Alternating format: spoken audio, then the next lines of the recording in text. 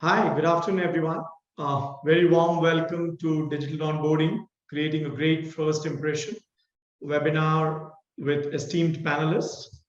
So we have with us four key speakers, and I'll just quickly run an introduction.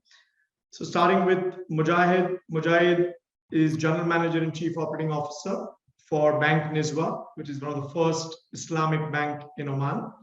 He has significant years of experience behind him on operations, technology, digitization, and is also designing one of the first digital banks in Oman. We have with us Rick. Rick has good 30 years in the industry. He's a Chief Product Officer and Business Solutions person at Tagite. Again, interesting, across Asian geographies, he's done significant number of solution portfolios around digital onboarding and digital systems in retail banking and payments. We have Shazad with us, who's the CIO for Gulf Bank in Kuwait. He and his team has been doing very interesting rollouts of digital transformations in Kuwait, being one of the first bank to introduce next generation digital technology. And my name is Chetan Parekh. I'm the partner at Cedar Management Consulting.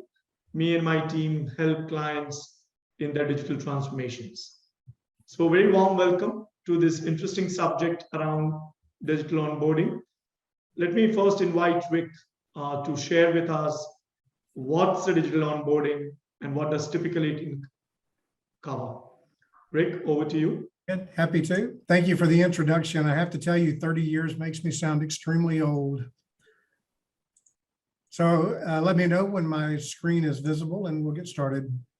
Yes. So welcome everyone and thanks for joining. As Chetan mentioned, my name is Rick and I'm based out of Thailand, been in the banking industry a lot of years. So let's talk a little bit about digital onboarding for just a few minutes. So all of you are probably very familiar with a very common expression that says you never get a second chance to make a first impression. And I can tell you, irrespective of which quote you look at, that could not be more true than the digital space today, especially the initial touch point for a customer with a bank. And growingly, that initial touch point now becomes, how do I onboard myself as a new customer to the bank? And you can see that banks have struggled over the last many years with keeping people interested and keeping them to continue the journey for onboarding. So you can see the headlines around 2/3 of European banks had customers abandon the journey. And one of the things you might find interesting is that that number has actually gone up over the last few years with the pandemic and more people using the bank services. So obviously making a first impression is quite key. Now, what I'm here to suggest to you is that while onboarding for many banks will be the initial touch point for every customer, and that may be the initial first impression, that initial first impression doesn't stop when I become a new customer and I open an account. And I think our panelists today will absolutely tell you that while a lot of energy gets spent on how do I do this efficiently and make that user experience for onboarding seamless, it can't stop there. You really have an extended first impression because you will set expectations of your customers based on what that onboarding journey looks like, right? And for me, onboarding is very simple, right? It's a three-legged stool. I need to onboard the customer themselves. I need to originate my account, and then I need to register customers for digital services. And there are many, many reasons why banks go into this. And you'll see from our panelists today that all of them have very distinct business drivers about what moved them in the direction they're moving. And that comes at both trying to make processes more efficient, but really more importantly, how do I better engage digital first customers today? And let's face it, not all customers are my age, right? And so you get a lot of mobile first mindsets today. So digital onboarding has become quite key as a driver for many, many banks. So let me give you a few use cases. So this is a use case out of the Philippines by a startup bank that was launched several years back. And their premise in the bank, the way they wanted to be different was through selfie banking. That was how they positioned themselves. They were a small startup. They were a byproduct of a larger bank. And that selfie banking actually materialized through the onboarding journey, so that not only did I use visual technology for the onboarding journey, where I capture the ID, I check the image in my photograph, but that same digital technology for doing my selfie image is how I logged into the bank. So truly selfie banking. Now, this is a bank that went from pretty much no customers to 100,000 customers in their first year in the Philippines. And this was long before the days of what we would call neobanks and digital banks and that kind of thing. And the bank was quite successful with this mindset of sort of selfie banking and that digital onboarding journey. Take another bank in the Philippines, a more traditional bank. They've also taken up onboarding. So like one of our panelists, they're very new to the onboarding journey, even though they've had a mobile app for a number of years. They're new to the onboarding journey. And their premise is that while their customer base is growing from a digital access perspective, their net new customers is not growing as quickly as they want. And as they went through the pandemic, they obviously realized that having a digital channel for onboarding these customers is quite key. And here's a bank that even in their pilot is into the hundreds before they've even done a full public launch. So this bank is already expecting and seeing results from what their initial pilot would look like just by using digital onboarding for net new customers. Then you take a bank in India where this bank wanted to really improve not just net new customers, but how do I really improve the onboarding of account origination? So inside their existing app, they wanted to make the journey very seamless for the account origination part of onboarding. So again, this extends my conversation I made earlier, which is your onboarding journey doesn't stop with just getting the new customer. It actually extends through the life cycle of how you service that customer and ongoing. So you have to look holistically. This is a bank that is probably the second or third largest private bank in India and ranked in a top 10 from an analyst perspective of having some of the best digital apps in the world today. So real-time account opening, real-time onboarding was very key to them to really making that journey successful. Take a bank in Singapore. So for many of you who are not familiar, Singapore has a national ID system that works extremely well. And so we've initiated a real-time onboarding for a Singapore bank that actually uses the SingPass as a way of onboarding. So the Singapore banks don't have to use a third-party digital eKYC type of capability where I'm doing that facial matching and IDs. I can simply validate through the national ID system through SingPass that this person is who they say they are, and then I validate that with an electronic signature. This particular bank is one of the smaller banks in Singapore, and they've seen great success with onboarding new customers by making that journey seamless by using the Singapore SingPass, right? So very good use case for them. Then you take a smaller bank in Myanmar, where their biggest issue was they wanted to launch e-wallet accounts, agent banking. They needed to get into more of the provincial areas of Myanmar, not just the city areas. And so they did real-time onboarding to facilitate how I open e-wallet accounts. And so our experience through all of this, whether it's onboarding net new customers for traditional bank deposit accounts or credit card accounts or loans, or whether it's just improving the onboarding cycle when it comes to real-time origination, all of these things flow through holistically to how you look at the customer engagement end to end, not just that initial touch. So your initial first impression gets extended based on how well you do that first impression. Now, I will tell you that some of the learnings that we've had sort of fall into three buckets for me. That holistic view of the user experience that I keep talking about, because that will absolutely set the tone for your customer base today. Security and compliance, our panelists today will tell you that is at the very top of the mindset of every bank executive today is security and compliance, and how do I mitigate the risk of onboarding new customers. And then equally important, and this is one of the topics that we'll talk about today, is how do you react quickly to changes in the market? So whatever you do from an onboarding perspective has to have a foundation that is built for change, because change will happen. How do I get new markets, new products into the market quickly from an onboarding perspective? And if I look at what's going on in the region, right, I know based on some of the work that IBS has done with us that seamless onboarding journeys are key. Ease of customization is key. you've got to have superior design capabilities, and there has to be a full ecosystem around how you look at customer engagements.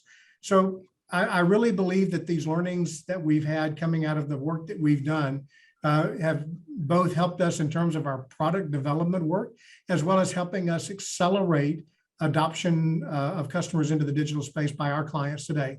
Now, I'm going to make a statement that our panelists might find a bit controversial, but I'm going to make the statement and kind of leave it at that. You know, banks who adopt this seamless digital onboarding is a bit of a two-edged sword, because if every bank makes it easy to join, you know, that concept of entanglement banking we talked about for many years sort of goes away, right? Because it becomes very easy for you to be a customer anywhere. So banks are having to learn how to deal with the fact that that I may have customers where I may not have 100% of their account relationship. So what else do I do to create that stickiness if the guy next to me has made onboarding just as easy as I have, right? So it's a bit of a two-edged sword, right? So it'll be interesting to see what some of the panelists have to say about that.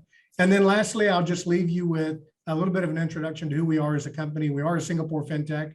All we do is digital. We're not a core banking guy. We're not a payments guy. We're a digital guy, right? We have out-of-the-box product offerings today. We have a state-of-the-art digital banking platform.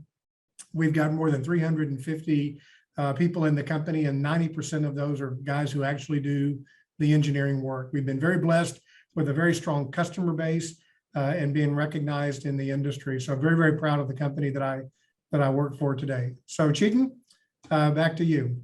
Yeah, thank you, Rick. Very, very interesting global perspective. I think it's time now for one of the first audience poll. And I think it'll be important to understand for the audience, what is the biggest driver they believe to move to a digital onboarding process?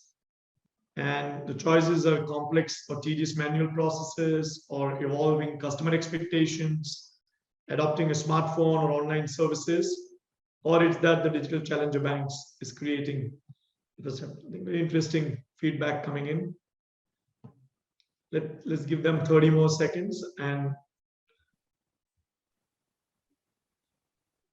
we have a little over 70 participants, so I think it's almost done. So let me just share the results. It's quite an interesting result.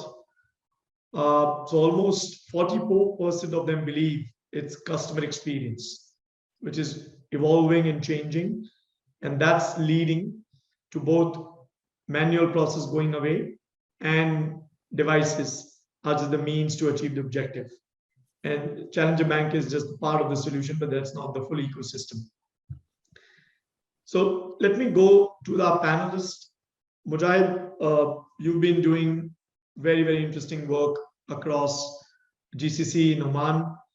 So if I have to ask you, what has prompted you and Bank Nizwa to look at digital onboarding, and how long has that been a journey? Well, from your poll, it says very clearly, like, you know, the customer expectations are growing every day. And if you know, there is a perception in the mind of our customers that the Islamic banks, they usually are very traditional. They're not tech-savvy banks. They don't offer digital touch points or digital frictionless solutions. So when I joined the bank had already set a journey of being a digital bank of choice for the people of Oman and for the enterprises in the country. So I'll just take you a bit back. And then before we jumped into the innovation, Chetan, we said like, it's time now. First, we need to set the mindset change, you know, because people need to be aware about the changes which are going to come. Unless and until we explain these changes to them, we explain why are we doing it and what is the urgency for us to do this. Then only they will be able to cope up with us. So that cultural mindset change, awareness programs, we started doing it. We started talking about the digital solutions, the cases which are happening across the world, like our panelist was explaining, and day by day, then we started working on the full-fledged digital banking solution plan for the bank. But due to the merger story, the merger proposition which came from one of the banks. So that full-fledged plan is now on hold for time being. That does not mean we are not going to do it. We will be doing it, but we kept it on hold. But we said, let's now see what else we can do for our customers, because the expectations are changing. We don't want our customers to leave us and go to some other banks. And then we said, let's do something which is quite unique. It is not like the other local banks have done it. I mean, just going and opening an account on the app, it's really not so complicated.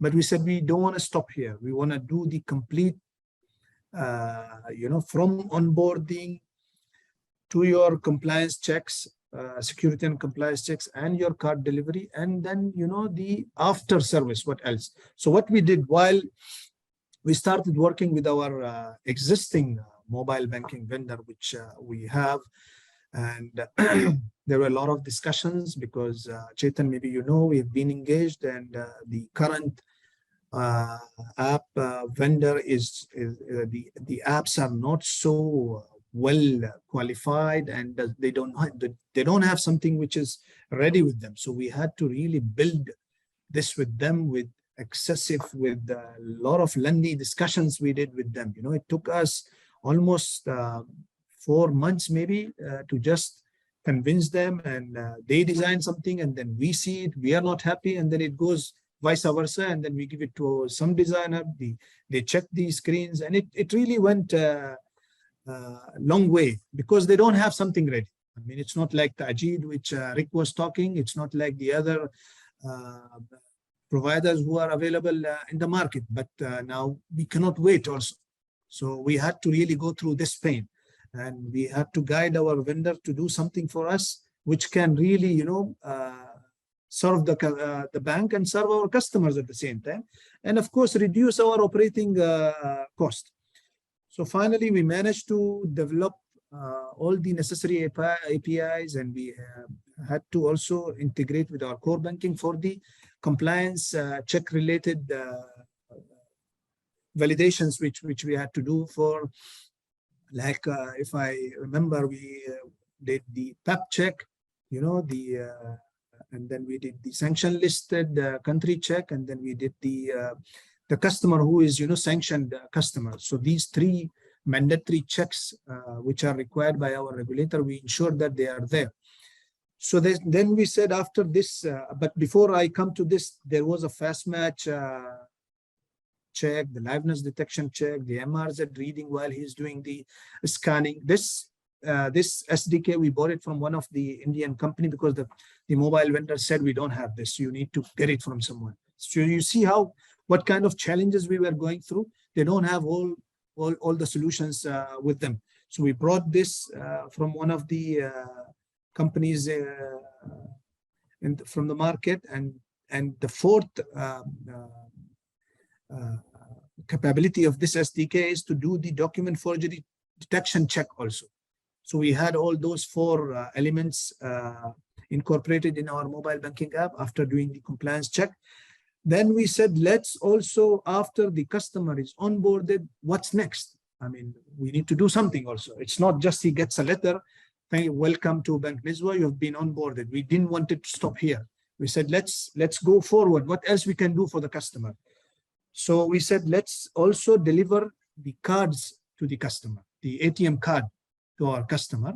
And that delivery should be a 5-star delivery, a 5-star service. We outsource it to one of the courier companies. The courier company comes and picks the cards from the bank, and takes the even KYC papers, because Chetan, in Oman, we are still, our regulator is working on the eKYC, centrally, and the digital identity project, which is still not over. They are still progressing that project. Hopefully it should see the light by end of the year, inshallah. So all these challenges were there. And then we had to also convince our regulator, these are the checks and controls we will be doing, even with our courier service, the confidentiality agreement and all. So the courier agent goes, once he receives what happens when the customers are onboarded, we upload the customer data to their portal. and they know basically how many customers are onboarded. They come and pick up the phone, cards, and then they start delivering these cards, and they give the customer the KYC paper. The customer signs the KYC paper, and then he brings back the KYC paper.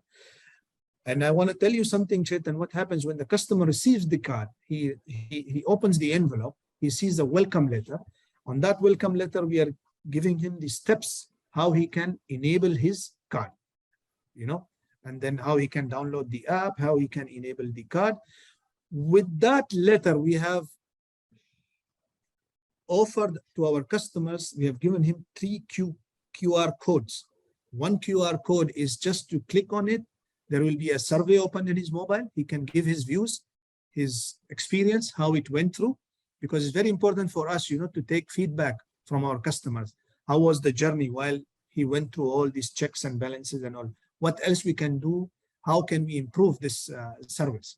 And then the second QR code we generated was for the offers and promotions the bank is offering, the giving. Because the customer should know with one piece of QR code, when he is clicking on it, what kind of offers I will get once I'm on board. So the third one was the terms and conditions he should know, while he's operating the account. So we rolled it out, and it was rolled out on COMEX, and Alhamdulillah, it was a very successful rollout. And within 10 days, we managed to onboard basically 260 accounts, and 260 accounts in 10 days for a branch. When you open a physical branch, it's not easy, frankly speaking. So it's booming. Our customers are very happy. They are not believing that Bank Nizwa did something really so unique and so different from other banks. So far we are enjoying the fruits of this success, and we're seeing feedbacks. Yes, there was some learning from this enhancement, the delivery part of the cards. We had to make some changes, because while the customer is being onboarded, you are capturing, he is giving his mail address, but at the time of delivery, the courier wants to know where exactly the card needs to be delivered. Maybe he's in office, he's not at home, so maybe he's somewhere else. So now we are adding also the where the card is needed to be delivered. So we're giving that option to the customer so that he can key in the delivery address, and accordingly we can deliver the card wherever he is. So the plan, the whole idea was to offer banking services anywhere, anytime, without the customer coming to the branch. It will take almost 2 hours, Chetan, if you get ready from home. You should start from home till you come to the branch, and till you finish and go back. It's not lesser than 2 hours. Now here, the entire process is only 5 minutes. It's really something amazing we have done for our customers. So and we are not going to stop there. We will not wait for the merger to take place. We will keep innovating. We will keep adding frictionless digital enhancements in our channels, inshallah. Over to you, Fantastic. Yeah, fantastic, and hearty congratulations for your launch. Let me move to Shazad, and he has been at onboarding for a while, and he has had multiple successes. So Shazad, I think it'll be very interesting for you to share how have you seen the drivers for the digital onboarding at bank, and what do you see as an adoption rate now that you're seeing the outcome of many apps being launched? So thank you, Chetan, and it was good to hear Mujahid, and I think I share the same what Rick was mentioning earlier. So we started our journey last year. I mean, during the pandemic, we saw a huge shift of customer asking more digital adoption, right? I mean, how can I open an account online? Branches are shut, and pandemic was one of the, I would say, a push from many fronts to digitalize our processes, right? I mean, really, when it comes to corporate, the opening of LCs and LGs, and when it comes to retail, getting our customers onboarded, and also delivery of the entire services. So we started our journey sometime last year, and we went live with our onboarding almost in February this year, where we started onboarding all of our customers, and we gave them a platform where they can be fully onboarded. pretty much what Mujahid was saying, we share the same here in Kuwait. So we had, or we have to work with central bank to ensure that the KYC processes are, sort of followed from the regulation perspective. Similarly, delivery of the card, to ensure that the wet signatures are taken. That's the same customer who's receiving a card versus who's been onboarded. So we started our journey, somewhere in I think in Feb. We have seen a great adoption. I mean, we have seen probably around 8 to 10% of our customers getting onboarded using mobile app now. So, and out of that 8 to 10%, interestingly, we see probably 80% of them are the millennials of the world, and Gen Zs of the world, right? So we see a great adoption there, and obviously the need there is to react to customer needs quickly. So the journey which we started with, we have been enhancing on regular basis because it's very important to listen to the customer feedback and understand what they're looking at, and then go back and ensure that your processes are agile enough to adopt, right? So to change, continuous change, and fulfill the customer requirements, right? So I think that's where we are today. Yeah. Excellent, Shazad. That's quite interesting. And at the same time, I think Kuwait has changed regulation, and they've, I think, introduced digital licenses now, and most banks are approaching, and also fintechs are coming in a big way. How do you see the fintech and the new generation digital banks, which are going to be launched in coming quarters in Kuwait? How do you see they changing the landscape? Yes, I think it's an interesting question, and it's probably a challenge for all the traditional banks around the globe. Obviously, there's a growing competition with the fintechs. Represents a great challenge. Especially banks, would start losing revenue, and when the new attacker starts via customer churn and shrinking margins, right? So that's what is going to happen eventually as we get there. So Kuwait has started, or at least started receiving the digital licenses in terms of requests. I would say the central bank has started, and soon we'll start seeing some digital banks appearing in Kuwait. Similar applies on fintech. There's a lot of regulations in progress, in process as we speak. Especially when it comes to open banking and the rest of it. So we're going to see, probably a huge shift there. Now, obviously, as a challenger bank, or as a neo bank, being a smaller bank, and also at the same time being a newer bank to directly compete with the traditional banks using a modern financial practices does present a bigger challenge for banks like us, right? Now, and then many of the customers are moving away from branches, I would say, to online banking, right? So they're all expecting, there's a huge shift there. So they're all expecting everything to be available on their mobile app, starting from onboarding, from servicing perspective. And similarly, they want the services to be available on call center, or when they walk into ATMs or ITMs, right? So, it needs to be convenient, especially from their perspective, so they can be anywhere to access banking. So there has been a great, I would say, challenge on the ground here, in a new competition coming, footfalls in branches, falling. And then there is a bigger need for banks like us to be more agile, right? I mean, we talked about agile, and it's very important to react, to understand customers. So I think the important thing is a customer first, not technology led, right? So I mean, and there is a fair difference that you don't want to get carried away with being a technology led and forget about customer and build a complicated product which no one can use, right? So it's very important to think about customer first and think about their needs, think about their touch points, and be more of a design aware, a journey aware, because when a customer walks into a branch, there are physical meter greeters to deal with them, but when they're coming online, there are no meter greeters, right? So the touch points has to be a bit different. And I think one of the learnings for us was that not to digitize our existing processes, right? It's not about just taking a process there and automating it on a mobile app, but it's about digitalizing it and ensuring the touch points are different. And how do we collect more data about customer behavior to give them a better service, right? So I think that's been a journey so far, and I think it's a continuous journey. We are live and we're still improving, and we'll keep improving with the feedback of customers. Thanks, Shazad. Very interesting. Very interesting. And Rick, coming to you now, there's a lot happening in fintech, especially in Asian world, and a lot of digital banks. Digibank was launched almost 4 years back by DBS. So when you look at these, are there some learnings in there from some of the early implementations of fintechs and in solutions you've provided? And if yes, So, what would they yeah. be?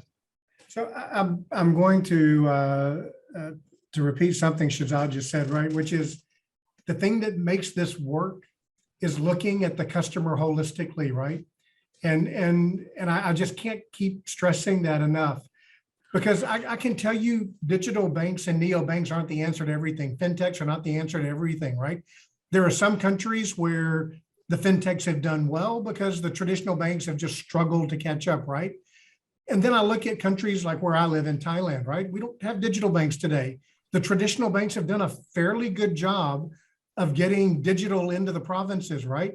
I'll give you a great example. One of the largest banks here in Thailand, over 1,200 branches in this country. I had a meeting with one of their senior execs this week, and he told me that over 90% of their transaction volume today is now coming through digital channels. 90%. This is a $100 billion size bank, right? So the answer is not always fintech. The answer is not always neobanks, right? But the answer is always going to be, how do I bring the right levels of technology? And this is where the learnings come in, right? Because what we've figured out is, as Shahzad just said, is just digitizing things isn't the answer, right? It's trying to figure out the customers you're going after, who your customer base are, and applying the right technology against the right user journey that meets their needs. So I talk a lot about meeting people where they live, and that's exactly what we're doing, right? Whether that comes through a neobank or a traditional bank or a fintech partnership is almost irrelevant, right? And every bank in every country and every customer segment will be a bit different. And let's face it, the Amazons of the world has spoiled us, right, as consumers, in terms of how they interact with us. So yeah, I think there have been a lot of learnings, and one of those is don't do anything in a vacuum. Very, very interesting. Very interesting. And looking at the relationships between the whole onboarding process and regulator, in each of the markets, there are nuances, and I'm sure, Rick, you've seen it across all the markets.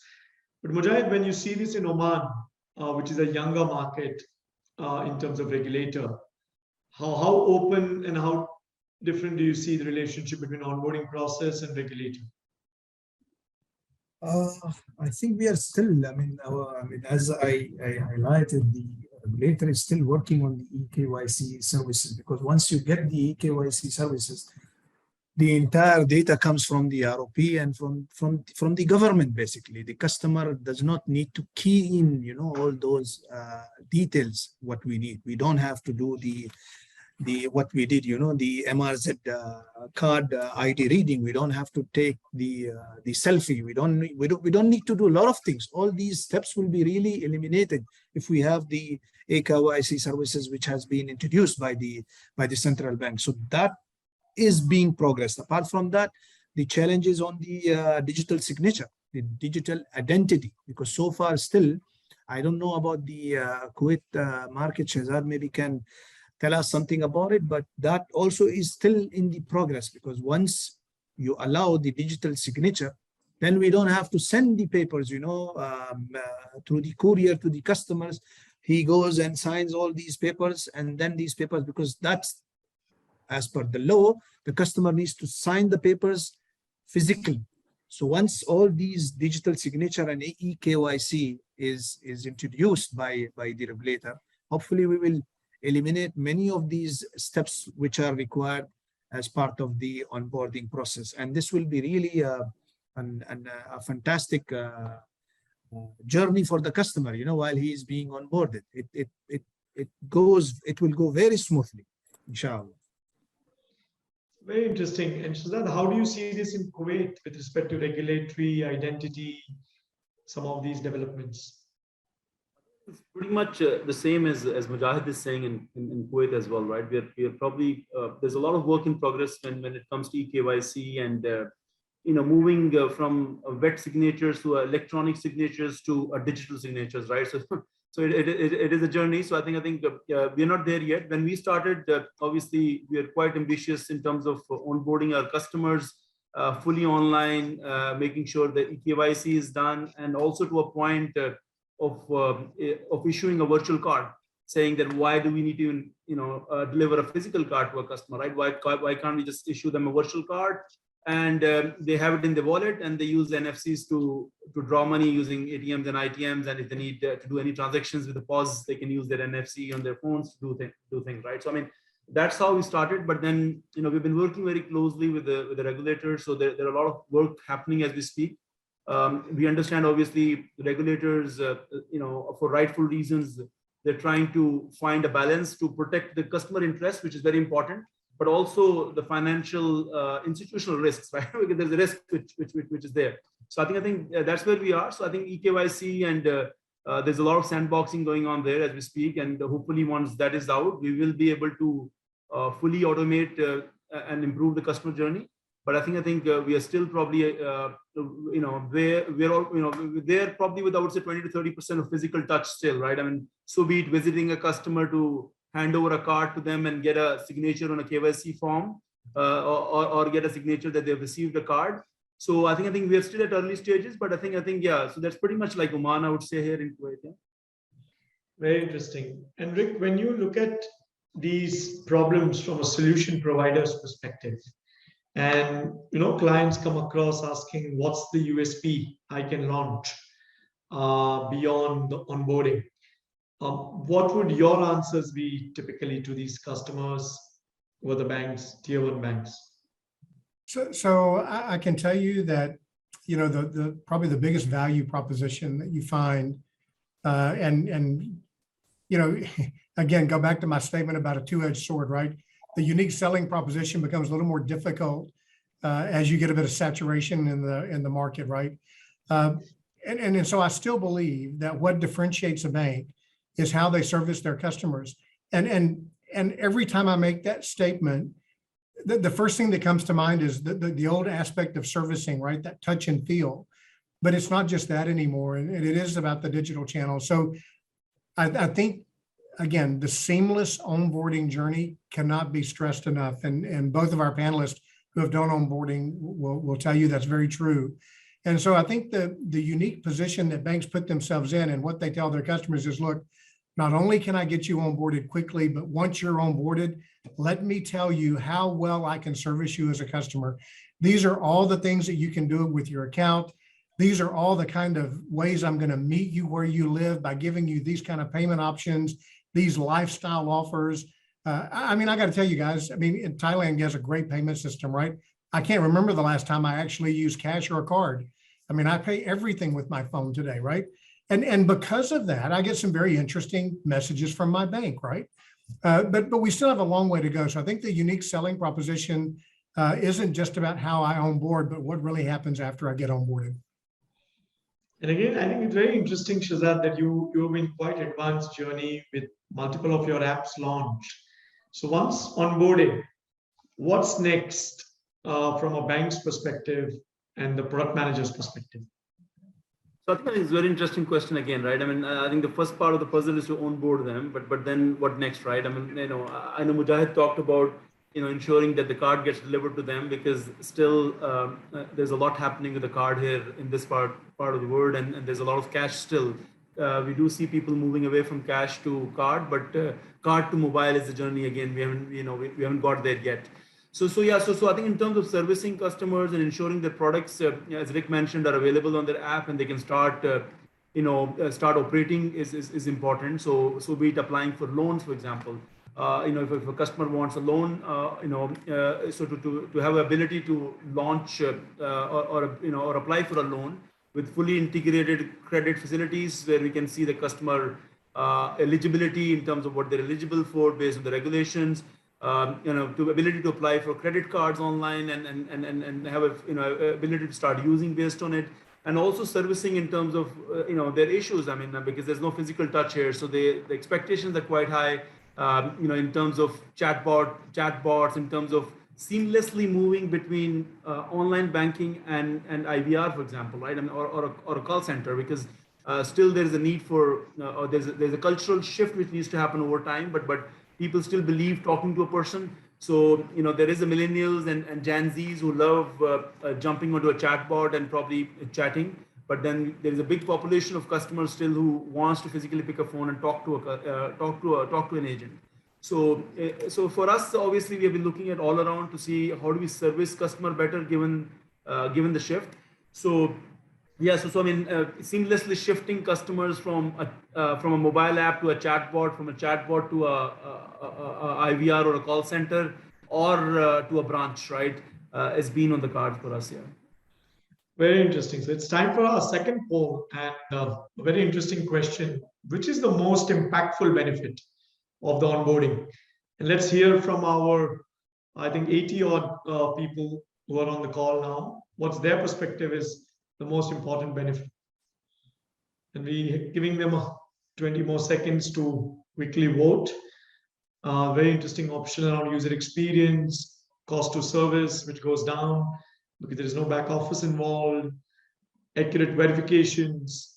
Customers generally don't make mistakes in filling their information, and reduce customer time because the whole turnaround time changes in digital world. With virtual cards, it's a very, very interesting innovation you spoke about, Shazad. So let me just look at the results. And again, results are pretty interesting.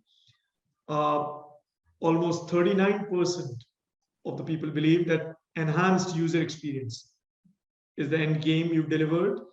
And then second best is reduced customer lead time, as Mujahid rightly explained, from 2 hours to 5 minutes, and reduce cost to service, because at the end of the day, banks have cost to income ratio as one of the key measures. So quite interesting points and the benefits which we're seeing. So moving further to the banks and the customers, well, let's look at the technology viewpoint. And Rick, you and your team have been working for the last 5 years with a lot of interesting newest technologies. And beyond the workflow and selfie, what do you see as an important technologies, either in onboarding or in digital lending, which logically becomes the next step, which banks can leverage? Yeah, it does. So I'm going to sort of bucket this into a couple of areas if I can for just a moment. So I think that the onboarding journey itself from a technology perspective is all about how do I bring in lots of sources. So I think it was Masad that said, you know, whether it's AML checks or blacklist checks or your SDK from your digital KYC, whatever those are, right? The onboarding journey is really about flows. And there's an underlying set of capabilities where you start to think about how I dynamically generate what I want from the customer based on what I need, right? We're very accustomed to, you know, coding fields on screens and that kind of thing, but how do I dynamically now start to look at that? So from an onboarding perspective, I think there are several key elements around, especially some of the improvements in AI for facial matching and things of that nature. But again, when the governments get their national IDs working, a lot of that may go away. And then the other side of this is actually how does it get deployed? And I can tell you that we're seeing a lot of move today globally into cloud native and microservice-based capabilities. And that couldn't apply any better to onboarding, because what happens when the guy in marketing comes back and says, goes to the head of IT and says, listen, I'm launching a campaign that starts on Monday. We're sending 10 million emails with a new promotion for a savings account at 10%, right? And you're going, oh my God, the best we've had is 500 in one day, right? How do you respond to the fact that your marketing guys want to do this push? So cloud and the dynamic capabilities around provisioning of resources in the cloud will become quite key for IT departments to be able to react to how quickly the business may want to move. Very, very interesting, Rick. And in fact, let's look at a CIO's perspective from Shazad. So that now when you look at technology, and I'm sure evidence and innovations being approached, what do you see is next from technology adoption perspective in onboarding life cycle? I think Rick again touched upon a very important point here of, you know, a buzzwords of microservices and a buzzword of, you know, I think ultimately it has to translate into the actual need from a business perspective, which is, you know, how can we be agile and how can we really be ahead of the curve, right? I mean, so we don't get, you know, worried about the load coming our way, right? How do we ensure that infrastructure and technology can cater dynamically to the load, right? I mean, obviously that's where the cloud, adoptions become big. And also at the same time, the microservices based architecture where you can loosely couple applications and deliver services becomes big. But in terms of, ensuring the platform's availability is important, to ensure the resiliency is important, that, ultimately when you touch upon with the customer, it's very important to ensure that the platform is available for them and they can, it's always available, right? I mean, because, they have to, they have to have a seamless experience at any given time. So I think, yeah, so it's very important, which were the points which you have touched upon. And then hence, we have to keep up with the technology front to auto upgrade, to ensure it's out of the box, less coding, more of a journey driven. The security part, which we haven't touched upon much, but it is very important, right? From security perspective, to ensure that as we digitalize more and more, the platforms have to be secured, and the customer's interest has to be protected. Their identity and verification has to be protected, right? I mean, we cannot afford to have issues there. So yeah, so I think, yeah, that's it from my side. Yeah. Very interesting. So Shazad, you spoke about very interesting challenges from technology, and Mujahid, you've had a real life experience over the last 6 months to launch what you've launched. Now, if you have to reflect and say, what are some must-have prerequisites which you will recommend your fellow banking colleagues to prepare before going down the onboarding, and that can potentially help them take away some of the pains which you and your team went through? So what would those prerequisites or must-have they should prepare? I guess, Chetan, if you look at it from our perspective, from Nizwa's perspective, the solution is not a low-coded solution. We have a solution which is working on. I don't want to. I'm trying to be, politically correct with my in explaining, the current solution what we have. But it is not a low-coded solution. It is highly coded. You need to really do a lot of coding, in it, and which really takes too much time. Now, I know many of the banks, they have already invested in the omni-channel platforms, and some of the omni-channel platforms are low-coded, but not all of them. So my sincere and high recommendation would be for all these banks is to invest in low-coded multi-channel or multi-experience, let's say, or omni-channel platform. So that will make it really easy for them to go through the journey.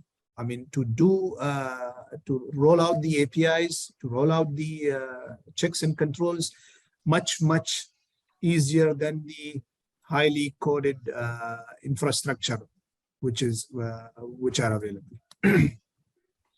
Very interesting. So Shazad, I think coming to you, you've had through the journey, and Mujahid spoke about a very interesting omni-channel aspect, and you started your journey with omni-channel. So you would like to share how you've seen a low-code platform being appealed on omni-channel, and how have you, for the first time, launched for the bank a true omni-channel platform where you're able to push across multi-channels through a single source of APIs?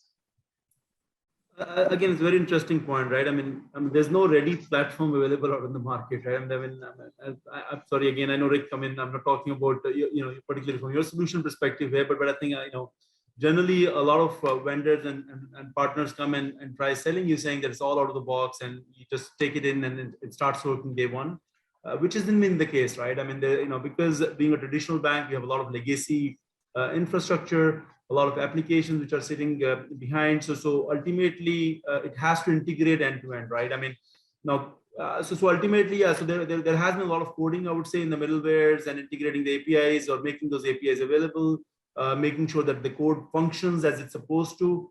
If it is a new bank, probably it will be a bit different, but ultimately it's a bank which is operating for long. So there are a lot of technologies which are in place, and it has to work with AML checks, sanction screening checks, and to be able to create accounts and SIFs at the, in the core at the same time, right? So there has been quite a bit of coding. Now coming back to omni-channel again, Chetan, that's very interesting, right? I mean, we are probably still in the journey. So typically a lot of omni-channel marketed platforms, probably haven't thought through yet, I would say, the entire journey. They're still in a learning and a continuous development and evolving stage as we speak.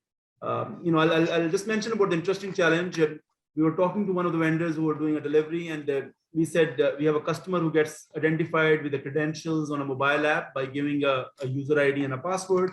But that same customer, when he comes from IVR, there's no user ID and password. So there is a T-pin or a pin which he needs to enter to identify. And the partner came back saying, yeah, let them enter a user ID and a password from IVR, right? And then that's how the journey is designed. Now, the question was, how do you really get them to enter a user ID and a password? So that opened up a voice biometric and a complete different discussions around. So I think the point I'm trying to make here is that there is nothing called out-of-the-box implementation. When you talk about bank-specific journeys and our customer-specific and industry-specific journeys, there has been quite a bit of coding. And from the omni-channel perspective, to give a seamless experience on a mobile app, against IVR and across ATMs and ITMs, there has been a bit of coding and quite a bit of coding, I would suggest, in terms of getting the experience right. And we are still not there. I mean, I believe that it is a continuous process as we're learning and evolving. Yeah. Very interesting. And Rick, when you look at these from a technology provider's perspective, how do you see a provider can help some of the challenges Shahzad and Mujahid spoke about around coding, around truly omni-channel, or ensuring the level of development is limited and customer experience is a big focus. So what do you and your team do to do this differently? So our starting point is exactly where Shahzad is, right? Which is, if any vendor comes and tells you my out-of-the-box product, if you just plug it in, it'll solve all your problems in about 2 weeks, right? So we realize that, especially with onboarding, that'll never be the case. But what it does mean is, how do I bring an out-of-the-box capability? So Shahzad, this is how I would frame this, right? How do I bring an out-of-the-box capability where I know that the journey for onboarding a new customer in Thailand is going to be different than the onboarding journey I need to do in Kuwait, right? They will have some fundamental similarities. They will have some fundamental differences. So how does my out-of-the-box capability cater for that sort of extendability? And integration is absolutely paramount. And whether that's integration at an SDK level in an app, or server-side level APIs, or backend systems for opening an account, I mean, there are any number of ways to look at that, what integration looks like, but it's absolutely paramount to a successful journey. So I think if a vendor comes and says, I've got a platform for you that truly is omni-channel, probably a good thing. I've got an out-of-the-box capability that will allow me to define these journeys for you, say using a modeling tool as an example, but the base fundamentals are there and the integration capability is there, then I can help Shahzad solve this problem, right? But he's right, out of the box, it doesn't work. Interesting. So again, it's time for our next poll, and very, very interesting one, saying which risk factors is most relevant in the digital onboarding. Now, all of us are seeing the positive and benefit side of it, but I'm sure our fellow colleagues in risk and security functions are really looking at how they make bank ready for the next generation of risk management, because it's a completely new paradigm and operating model. So I'm getting fast responses, almost 80 odd poll responses. And very, very interesting outcome again. I think, let me just show you this, and this looks, again, quite surprising that with this situation, one of the biggest risks you are exposing yourselves to is to data privacy and protection aspect with GDPR and the global obligations, plus cybersecurity and data governance, and how do you govern and secure customers' data. And of course, with so many accounts opening daily and nobody actually physically looking at customer documents, money laundering and some of the other risks keeps coming in, where banks can potentially get fined very quickly, but not knowing the source fully. So very, very interesting observation. Now, coming, Shahzad, to you, once launched, what do you see as material operational risk, or how do you handle the scalability aspect of some of the other platforms, which is around the digital platforms you brought in? So I think again, it's not one system, as we know. So there are multitude of systems, I would say, performing or delivering the particular service. So scalability becomes very important, and and so is the monitoring becomes very important, right? I mean, to be able to cater to a servicing platform in terms of servicing app, and at the same time allowing customers to be onboarded, obviously does add up more stress and more load to the systems. And then again goes back to the architectural question, I think probably which you have asked earlier, that how do we set the architecture right, that it becomes auto scalable, auto upgradable, so maintenance becomes easier, that it's not that you're maintaining one channel or bringing a channel down for a maintenance and it impacts the entire service and ecosystem around.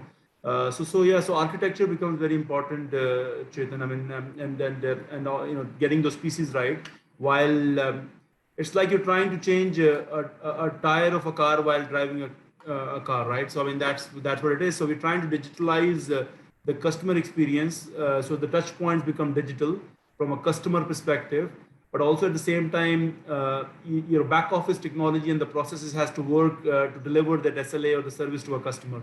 So yeah, so it's not about just getting a modern looking front-facing a channel for a customer where you can go and enter their data, but then also the entire ecosystem has to work where the checks are happening automatically, and then the back office processes which are manual can be automated to deliver that value, right? I think interestingly we talked about cost in the previous part.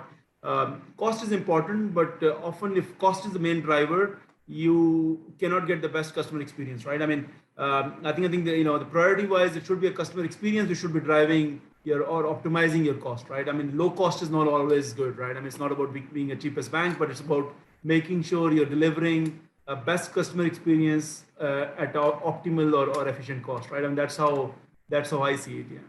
Very, very interesting. So we have a few interesting audience poll before we close in a couple of minutes. And I think the first one is around document OCR and facial recognitions alone has rapidly become not enough for proper validation and verification. Some vendors are already incorporating NFC-based onboarding, leaving many regional banks behind. So Mujahid, I think the question is for you and Shazad in terms of what do you see as Bank Nizwa and Gulf Bank approaching the newer, faster onboarding technologies? And how do you lobby this with central banks to accept these technologies? Central bank is okay to accept, provided you share, what are the security controls are there in these solutions. As far as you show them the controls, the security controls, they are okay. They don't mind. At the same time, they are working, but they are not going to hinder your process. As far as you show them the controls, what you are going to have in these technologies and what other security controls you will do on the customer side and from the process side. So if you show them all these three aspects, I don't think so. The central bank they support it. No.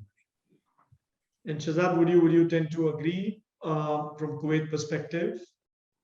So yes, so I think the regulator has been very supportive, and they've been listening, and obviously they've been seeing a trend change. So I share the thoughts of Mujahid here, yeah. So I think it's a very interesting question. We sort of got the document OCR and facial part right probably in March. We thought we are there, and all of a sudden you see industry change to NFC based onboarding because OCR and facial is not good enough, right? I mean, I remember discussing it last year, saying that how do we ensure it's not a robot trying to open an account versus a human trying to open an account? How do we get the facial part right? So we had a challenging part, and now I think last month we started discussing that how do we get the NFC onboarding, right? I mean, how do we really evolve from where we left it to NFC plus probably a combination of others, right? So I think so it is evolving the way I see it. I mean, NFC is there on the cards. We're not there yet. Probably we're still lobbying and working with the regulator to get their concerns answered and then get that in place, right? So yeah, so this is where we are. Interesting. We have an interesting question around regulation. Do you really see with the awareness around onboarding in industry, should we expect a new regulation from central banks around what you can or can't do as part of a digital onboarding. Right? I mean, for the regulator to do an awareness programs? Not really. They need to put a standard around it because every bank is going digital and putting Yes. in onboarding. So how do you really observe in CBO coming up with standards and regulations? They have some standards and regulations, by the way. Even when we see what they have done due to this pandemic, they have given this permission to the banks to onboard customers, for certain period. It's not given for you, like, you can, it's not an open approval. So meanwhile, they're working on it, but because of the pandemic situation, because of the, issues which were going through, the customers were not able to open accounts and the experience was very bad and all of that, they started supporting it. And because of the banks, they started, following up with central bank and showing, and at the same time, the other markets have already reached there, they have already introduced onboarding. So they have given the support, but with some terms and conditions, which I'm not able to disclose now here, but there are so many terms and conditions and security controls which they have advised the banks to undergo before you launch, before you do anything on onboarding. Sure. Thanks, Mujahid. I think the last question before I close, I think Hisham has asked a very interesting question around ROI, saying many enterprises calculating ROI based on number of staff, savings, or papers. Are we really missing customer and the amount of spend we are making on digital onboarding on this ROI? And I'll just take this. Most banks invest into innovations year on year. Onboarding is just one of the innovation which has tangibly returned new accounts, new customers, and typically bank pay anywhere between $100 to $200 odd for acquiring a relationship and a customer in a physical form. We don't realize it, but branches, staff, all of that are expensive, including DSA.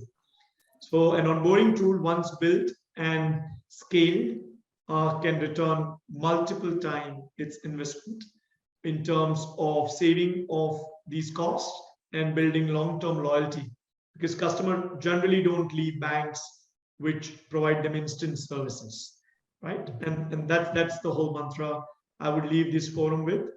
But many thanks, Rick, Mujahid, and Shazad, to share your personal experiences. And it's been a very interesting, thought-provoking subject. Have a wonderful weekend, and thank you so much for joining me. Thank you.